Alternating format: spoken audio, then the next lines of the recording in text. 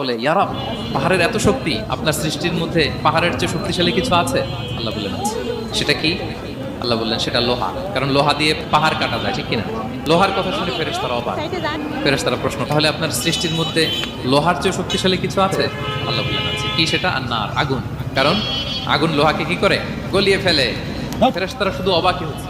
ফেরেশতারা বলে আগুনের চেয়ে শক্তিশালী কিছু আছে? আল্লাহ বলে আছে, আল মা, পানি। কারণ আগুনে দাউ দাউ করে জ্বলে ওঠা আগুনের মধ্যে পানি দিলে আগুন অস্তিত্ব হারায়। ফেরেশতারা শুধু অবাকই হচ্ছে। তারা বলে তাহলে পানির চেয়ে শক্তিশালী কিছু আছে? আল্লাহ বলেন আছে, রিহ, বাতাস। কারণ বাতাস পানিকে একদিক থেকে আরেক দিকে নিয়ে যায়। জলের মধ্যে বায়ুর উচ্ছ্বাস লাগলে জলোচ্ছ্বাস তৈরি হয়, ঠিক কিনা? ফেরেশতারা আবার অবাক হয়ে বলে তাহলে বাতাসের চেয়ে শক্তিশালী কিছু আছে? আল্লাহ বললেন আছে। সেটা কি? বলতেছে বনি আদম। ওই মানুষ শক্তিশালী যে গোপনে দান করে, এত গোপনে যে ডান হাত কি দান করলো, বা হাত সেটা টের পায় না। পড়েন সুবহানাল্লাহ।